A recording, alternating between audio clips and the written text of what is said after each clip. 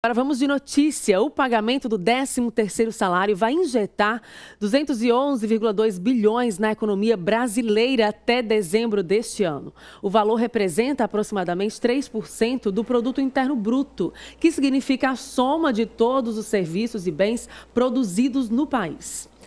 O 13º beneficia cerca de 85,5 milhões de trabalhadores do mercado formal, inclusive aposentados, pensionistas e empregados domésticos. Mas, afinal de contas, como administrar de forma inteligente esse dinheiro? Ao vivo, já para nos ajudar, eu recebo o economista Idalino Souza, que está aqui no nosso estúdio. Bom dia, bem-vindo à TV Atalaia Record TV. Bom dia, Tamires, bom dia aos telespectadores. A gente que agradece. Lembrando que a partir desse momento o WhatsApp já vai aparecer daqui a pouquinho na tela para que vocês possam interagir, enviar também perguntas. Lembrando de dizer na mensagem seu nome, sobrenome, o bairro ou cidade onde você mora para que eu possa ler e interagir com você ao vivo pelo WhatsApp em tempo real aqui na TV Atalaia.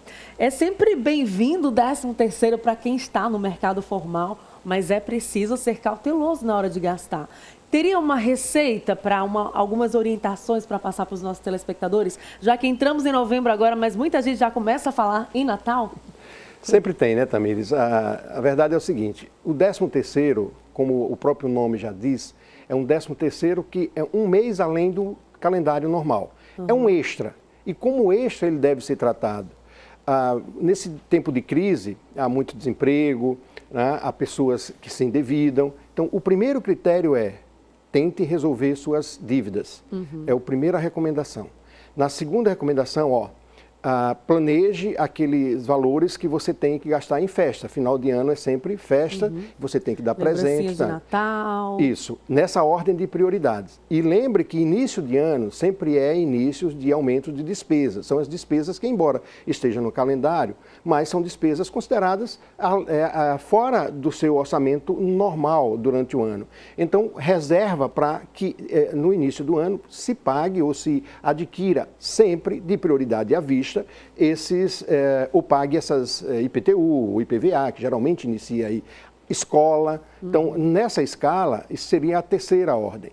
E para aqueles que usam isso como um extra, de fato, nunca é demais tentar guardar um pouquinho para uma intercorrência durante o exercício. Então, a receita é muito simples. Vamos relembrar, então, para os telespectadores. Quem tem dívidas, não conseguiu pagar, não conseguiu ficar quite durante o ano, então é a oportunidade, usar o 13º para quitar. Seria a primeira necessidade, a primeira urgência. A segunda urgência seria justamente as lembrancinhas também, presente de Natal, escola e também guardar. É sempre bom guardar alguma coisa. Sem dúvida nenhuma. Para uma emergência, para uma intercorrência, aquilo que eventualmente ocorre que não está dentro do planejamento. Geralmente, os brasileiros, eles costumam administrar bem o 13º ou se empolgam e aí quando vê, eita, já foi. Não, estatisticamente a gente sabe que em cerca de 70% a 80% dos brasileiros não planejam esse 13º. Colocam ele como se fosse um recebimento normal, né, de salário e etc. Na verdade, vou repetir, ele é um extra e como extra deve ser tratado, tá? Então, seria para você viajar, para você ter uma coisa que você não pode ter durante o exercício normal, o exercício do dia a dia com relação ao seu salário. Como você na introdução você disse, que aqueles que atuam no mercado formal. E são esses que têm 13º. Não é empresário não tem 13º. Alguns pelo deles, contrário, paga, né? Então, assim, é preciso que tudo isso tenha um planejamento. Então, veja, quando você fala 13º, você sempre tem como referência o que você recebe de salário. Então, é bom que se planeje durante todo o ano e aqui vai uma dica, uma recomendação que seria bom para as pessoas começarem a praticar, para chegar no final do ano, não estar no corre-corre e já estar com o seu 13º comprometido, que a maioria dos assalariados exerce essa função de estar com o 13º comprometido. Quer dizer, antecipa as coisas, ou seja, antecipa, de certa forma, a sua vida, as suas necessidades. Já entra um 2019 já com contas a vencer pagas. Exatamente, tá? Então, a regrinha seria, olha, mensure seu salário, o que você ganha, sempre aquela parte líquida que você recebe, já tira compromissos, etc., que já vem lá no seu contra-cheque, separa.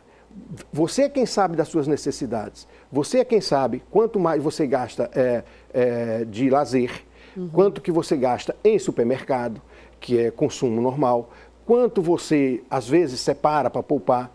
Então, a regrinha é, se você consome no seu custeio, com aluguel, água, luz, 30% do que você ganha, então você habitue-se a guardar sempre 30% para você honrar com esse compromisso que não pode ser adiado. O outro você pega 35%, ou seja, 30, 35%, isso vai de cada um, pode ser 30 para isso, pode ser 20 para aquilo, dentro das finanças de cada um elege esse valor real para poder encaixar dentro das suas contas. Então, 30, 35, com mais 25, né, ou 45%, para formar o 100%, aí você escalona seu salário e dentro disso você sai dando prioridades. Exatamente. Olha, falando em prioridades, tem muitos telespectadores já interagindo aqui pelo WhatsApp com várias perguntas.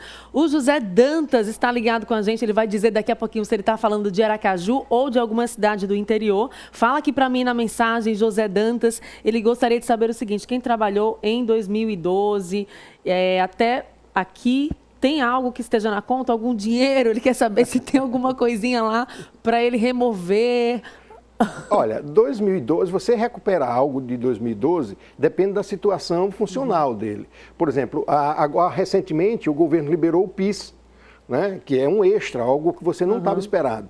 A recomendação naquele momento é pague sua dívida. Lembre-se que juros bancários estão muito altos. O cartão de crédito, gente, está matando, aspiar essa palavra, mas de certa forma está matando a condição econômica das pessoas. Nós chegamos a juros de 500% ao ano. Isso é um absurdo.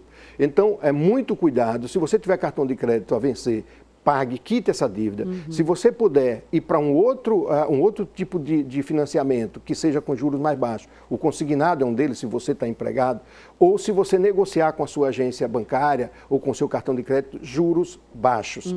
Tá? Melhor do que aquele, sempre buscar o que é menor do que você está operando naquele momento. É um problema a menos, até mesmo para começar o ano que vem, sem queimar os neurônios. Sim, de preocupação. A palavra de ordem é sempre planeje suas finanças, né? Porque aí você encaixa dentro dessa regrinha, 30%, 20% para aquilo que é sua prioridade. Então, e aí os demais você sai um percentual para pagar dívidas, né? Sempre, quando você faz esse escalonamento, você tem uma noção do que você alcança ou você visualiza aquilo que é possível dentro do seu orçamento. Perfeito. Olha, tem mais telespectadores interagindo aqui. A Kelly fala com a gente de Aracaju. Ela tem uma dúvida, e dali não é economista. Quem não trabalha de carteira assinada, recebe 10º. Aí ela enfatiza o seguinte, ela é empregada doméstica, trabalha há 9 meses numa residência e trabalha meio expediente. Ela tem como pedir de forma cordial algo nesse sentido? Ela tem direito ou não? Legalmente não, porque pelo que consta ela é uma diarista. Tá? E diarista não é um emprego formal. Né? Você negocia um valor e paga o empregado, o adquirente do serviço paga por aquele serviço. Então, nesse caso, não. Agora, a gente sabe que informalmente os patrões, as pessoas para quem ela trabalha, dependendo do serviço dela, sempre gratifica, né? Olha, é final de ano, vou te dar um presente. Então, mais uma vez, nesse caso, não há expectativa, né? Não há a certeza de que vai, aliás, vou reverter, não há a certeza de que vai receber. Há uma expectativa que pode ser frustrada, né? Exatamente, mas tudo é conversa, vai que final do ano, tudo é possível. E tem uma pergunta aqui inusitada. Bom dia, Tamires, parabéns pelo programa. Políticos recebem 13º, queremos saber. Valdir, da Barra dos Coqueiros. Valdir, tem deles que recebem 14º. Então, não é só 13º. Recebem sim, dependendo da área em que ele atua. Por exemplo, algumas câmaras, falando de políticos vereadores, algumas câmaras recebem 13º, outras não. Né? No caso dos deputados, dos senadores, recebem sim, e esses até em alguns casos 14º, que é o que me referi aqui.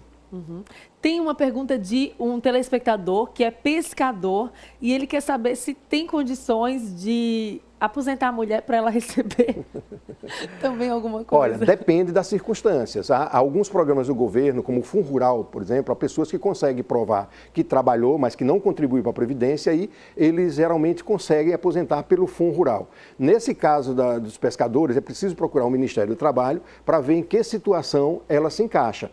não posso garantir que as condições que ela apresenta vai aposentá-la. Bom dia, Tamires, França, aqui é Alisson do povoado Porto Grande. Bom dia para todos aí no povoado Porto Grande, obrigada pela audiência de vocês. Ele queria saber sobre o PIS. Quem trabalhou em 2010 tem direito? 2010 em diante? Pergunte aí a ele, por favor. Olha, infelizmente, pelas regras que o governo estabeleceu, 2010 para cá, não.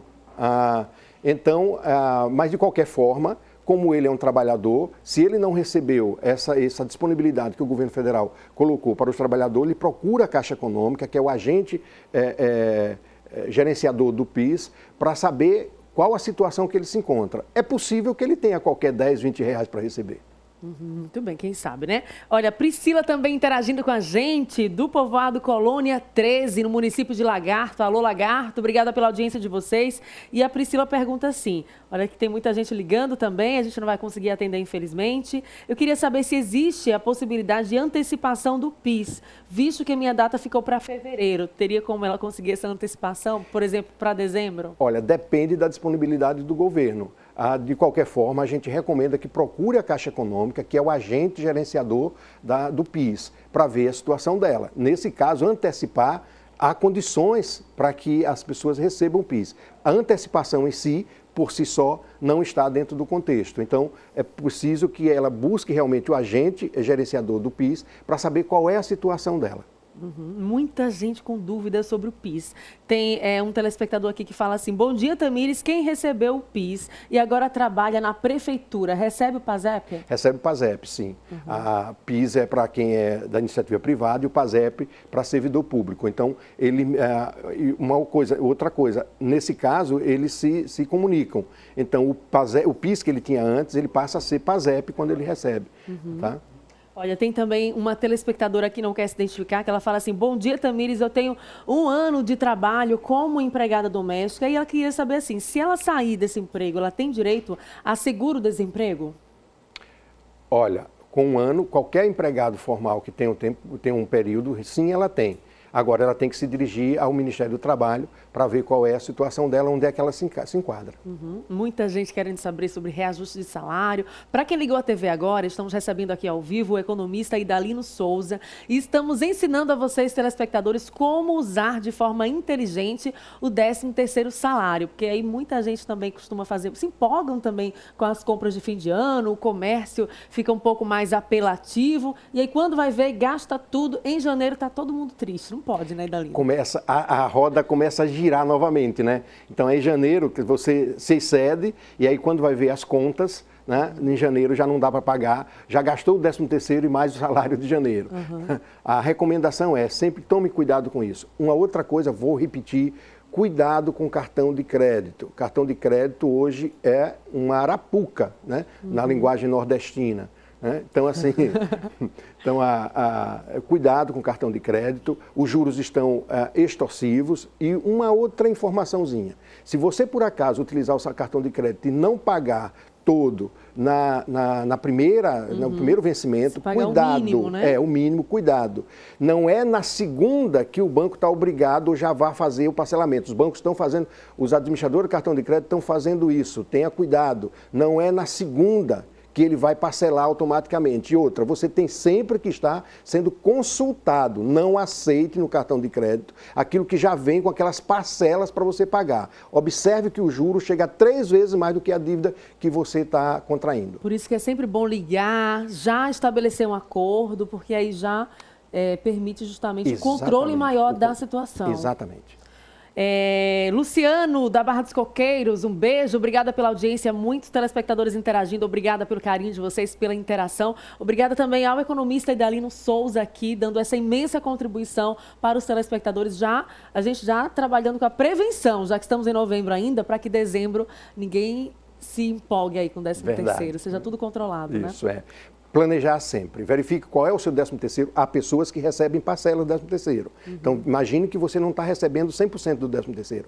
É 50%. O Estado de Sergipe geralmente faz isso, né? Com aqueles financiamento. Então, você antecipa, mas cuidado com essas antecipações. Você finda gastando além do que o que realmente você tem que gastar. Muito obrigada, um ótimo dia e boa semana. Obrigado a vocês, obrigado aos telespectadores. Obrigada mesmo.